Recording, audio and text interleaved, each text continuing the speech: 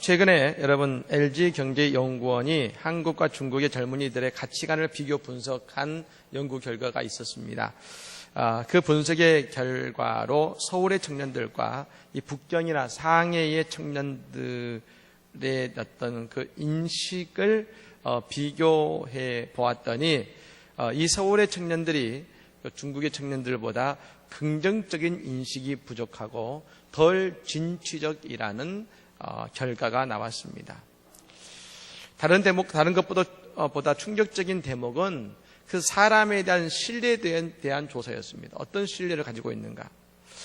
다른 사람을 신뢰할 수 있느냐라는 무렵에 이 상해 청년들은 83%가 그렇다라고 대답했습니다. 반면 서울의 청년들은 27%밖에 그렇다, 신뢰한다는 대답을 하지 않았다는 것입니다. 남을 믿지 못하는데 어떻게 미래의 비전을 공유할 수가 있겠습니까? 또 한 가지, 한국의 젊은이들은 점점 꿈을 가고 있다는 그리고 한국의 미래를 걱정하는 분의 신문 기사를 제가 읽은 적이 있습니다. 그 근거로 그분이 드신 것이 있는데, 우리는 어떻게 그 미래를 예측할 수 있느냐? 그것은 중국과 한국의 대학교 앞을 가보면 알 수 있다라고 했습니다. 그래서 이분이 중국에 출장을 다니시는데 중국의 북경대를 비롯한 유명한 대학들의 앞을 가봤더니 깜짝 놀란 것은 그 대학교 앞으로 수많은 사무실마다 수많은 벤처 사무실들이 빼곡하다는 겁니다. 그러니까 이 대학을 다니면서 수많은 청년들이 창업해서 스스로 도전하고 미래를 꿈꾸고 성공을 위해서 여러분 노력하는 청년들이 너무나 많다는 것이죠. 반면 우리나라 대학교를 가봤더니 고시생들을 위한 학원과 고시 여러분 그 자료들을 준비한 그런 것들만 준비하다는 겁니다. 벤처기업을 창업하고 미래를 위해 꿈을 가지고 나아가는 여러분 청년들이 모이는 것과 고시 공부를 위해서 그 대학교 옆에서 모여있는 곳과 과연 미래는 어떻게 될 것인가? 꿈을 위해 발걸음을 내딛느냐 아니면 안정을 위해 자꾸 움츠러드느냐의 결과는 나중에 드러날 수밖에 없는 것입니다. 여러분, 그러나 도전하는 일은 아름답고 우리의 새로움을 위해 고민하고 애쓰는 일은 가치가 있는 것입니다. 그리고 우리 인생의 문제들을 해결해 갈 수 있는 것이죠. 저는 이 시간 잠깐 이 켄튼 리라는 청년이 시도했던 소중한 한 가지를 여러분에게 소개하고 싶습니다. 먼저 한 1분 정도의 영상입니다만 짧은 영상을 보시고 계속해서 말씀을 이어가도록 하겠습니다.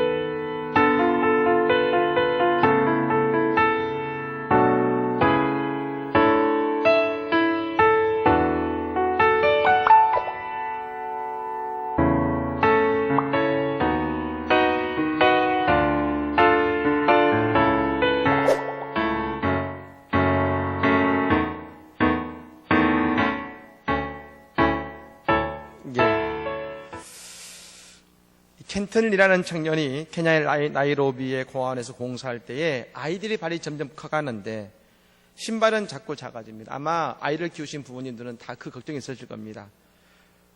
오래 샀는데 여러분 1년도 못 돼서 발이 커져서 신발을 새로 사야 되는 경우가 있지요.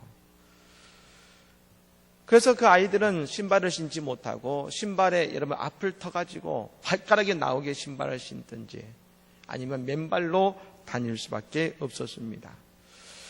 하지만 여러분 이 켄틀리는 나이키와 아디다스에서 일했던 게리 비트만이라는 사람과 더불어서 이것을 극복하기 위한 샌들을 제작했고 지금 그 수많은 아이들 3만 명이 넘는 아이들이 이 신발을 신고 있다는 것입니다. 보는 여러분 눈앞의 일에 대해서 새롭게 시도하고 노력하는 것이 우리에게 필요하다는 것을 분명히 말해주고 있는 것입니다. 저는 그런 면에서 우리 교회는 새로운 시도를 시작해서 한 걸음 나아가고 있다고 믿습니다. 여러분 그 하나의 증거로 음악교육원을 통해서 우리 어린 생명들이 하나님을 위해서 예배를 위해서 그리고 아이들의 미래를 위해서 그리고 안성시의 음악 발전을 위해서 음악교육을 우리 음악교육원은 실시해 오고 있다는 것입니다.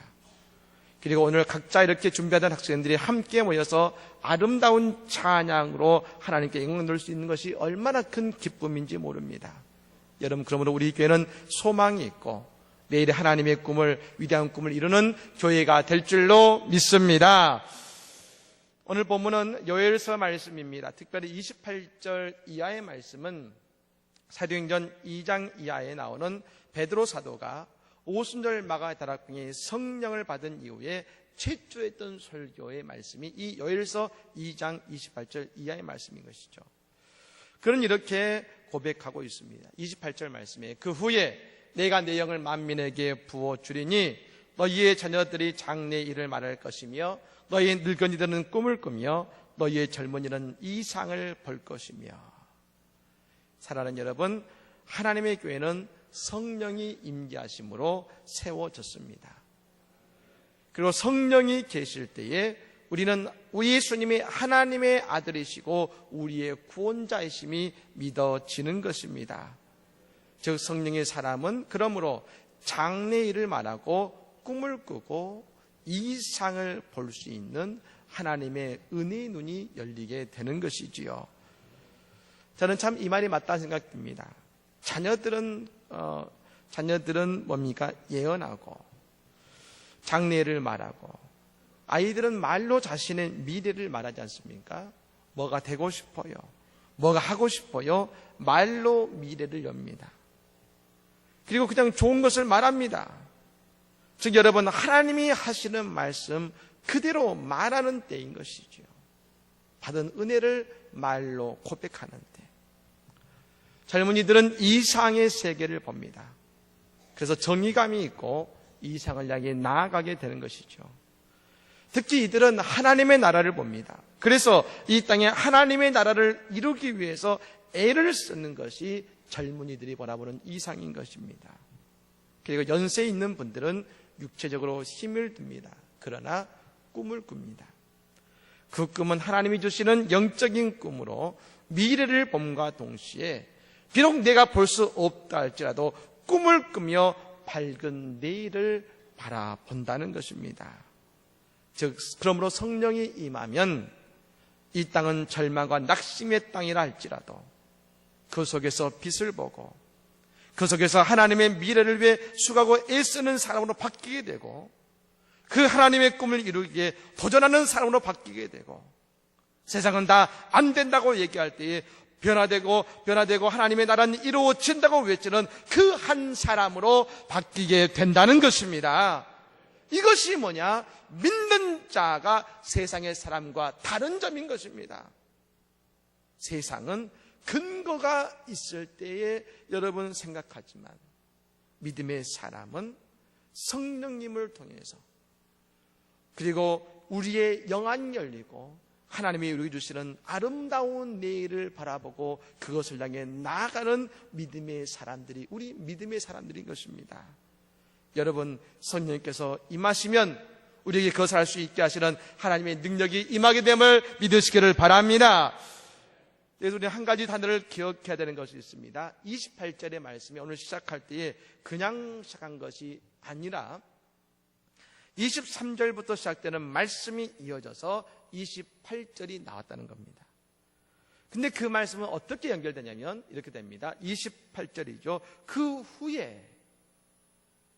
후에라는 말로 말이 이어지고 있다는 겁니다. 그 후에 내가 내 영을 만민에게 부어주리니, 즉 성령이 임하면 그 성령을 통해 새로운 세계를 향해 발걸음을 내딛는데, 그건 그냥 어느 날 갑자기 성령이 임하는 것이 아니라 그 앞에 이루어지는 어떤 것이 이루어진 그 후에 우리에게 성령이 임한다는 겁니다. 그것이 바로 23절부터 나오는 말씀인 것입니다. 특별히 여러분, 오늘 그 말씀을 23절의 말씀으로 요약해보고 싶습니다. 우리 같이 한번 읽어볼까요? 읽겠습니다. 시온의 자녀들아, 너희는 너희 하나님 여호와로 말미암아 기뻐하며 즐거워할지어다. 이른 비를 너희에게 적당하게 주시리니 이른 비와 늦은 비가 예전과 같을 것이라. 아멘. 이 말씀이죠. 시온의 자녀들아, 너희는 너희 하나님 여호와로 말미암아 기뻐하며 즐거워하라. 이것 후에 너희에게 성령을 부어주신다는 겁니다. 하나님 때문에 즐거워지고 기뻐지게 하시는 은혜를 경험하게 하신다는 것. 그것은 그동안 잃어버리고 채워지지 않았던 수많은 물질과 명예와 회복의 은혜를 베푸신다고 약속하신다는 것이죠. 즉 성령의 임재하심은 그냥 임하는 것이 아니라 먼저 회복의 은혜와 기쁨으로 하나님을 보게 하시는 그 은혜를 지나서 성령의 임재하심으로 이어진다는 것입니다. 저는 고민해 보았습니다. 그렇다면 이 회복은 뭘 말하는 것일까? 그것은 한마디였습니다. 그건 바로 예수의 십자가의 은혜를 경험하는 것입니다. 십자가가 이루신 일이 무엇입니까? 23절 맨 마지막에 이렇게 말씀하시죠. 이른 비와 늦은 비가 예전과 같을 것이다. 예전과 같을 것이다. 죄인의 모습이 아니라 이제 죄 짓기 이전의 모습, 우리의 죄가 다 용서받는 십자가의 사랑을 받는 그 모습을 통해서 우리가 죄인 이전에 하나님의 자녀의 모습으로 돌아갈 것이다. 그래서 오늘 선지자는 이렇게 말합니다. 시온의 자녀들아, 지금까지 너희는 우상의 자녀들, 세상의 자녀들이었는데 예수의 십자가의 보혈로 다시금 너희는 어떤 자녀가 되느냐? 죄짓기 이전에 하나님의 땅에 거하던 시온의 자녀들이 된다. 시온의 자녀들아, 시온의 자녀들아. 그렇습니다. 이제 예수의 십자가의 보혈로 다시금 시온의 자녀들이 되는 것이죠. 그리고 시온산에서 하나님을 예비하는 진실한 하나님의 자녀로 회복이 되는 것입니다. 그것이 뭡니까? 십자가의 은혜를 경험하는 인생이 되는 것입니다. 우리는 때때로 잘못 이해할 수도 있습니다. 그냥 다 망가지고 찢겨져도 그저 성령만 받으면 따라고 생각하지만 실제로 그렇게 해서 성령 은혜를 받기 쉽지 않습니다. 진정한 성령의 충만함을 받았던 여러분, 예전을 여러분 기억해 보십시오. 수많은 기도원에서 성령의 여러분 그 불의 역사가 임했을 때에 그 부흥 강사님이 설교하셨던 것은 다른 것이 아닙니다. 언제나 변함없는 십자가의 복음을 선포하셨습니다. 그 십자가의 복음 앞에 모든 성도들의 마음이 찔리고 회복되고 터치되고, 그리고 함께 뜨겁게 하늘을 향해 기도했을 때에 하나님의 불이 그곳에 임했지 않습니까? 그래서 우리가 자녀들에게 전할 것은 다른 것이 아니라 예수의 십자가의 도를 가르쳐야 하는 것입니다. 그리고 십자가를 통해 회복의 은혜를 경험할 때 그 후에 성령께서 우리를 주장하시고 위대한 하나님의 일을 우리를 통해 이루어 가시는 것입니다. 그렇습니다. 많은 사람들은 십자가의 도를 어리석은 도라고 말했습니다. 하지만 그 십자가는 곧 우리를 시온의 백성, 하나님의 사람을 만드신 처음 아담, 처음 예수를 보게 했고, 우리는 우리의 인생에 새로움의 발걸음을 내딛게 하시는 하나님의 놀라운 꿈을 이루어 가게 되는 것입니다. 사랑하는 여러분, 그러므로 예수님 잘 믿으시기를 바랍니다. 그래서 진정한 그리스도인이 되시기를 바랍니다. 그때 성령께서 우리와 함께 하셔서 과거의 우리의 부족함을 회복해 하시고 이제 하나님의 위대한 기적을 경험케 하시는 새로운 미래의 길을 열어주시는 놀라운 역사를 경험하는 우리의 인생과 우리의 가정과 우리의 직장과 자녀들과 우리 교회, 특별히 우리 나라가 될 줄로 믿습니다. 이 놀라운 은혜를 경험하는 우리 모두가 되기를 예수 이름으로 간절히 축복합니다.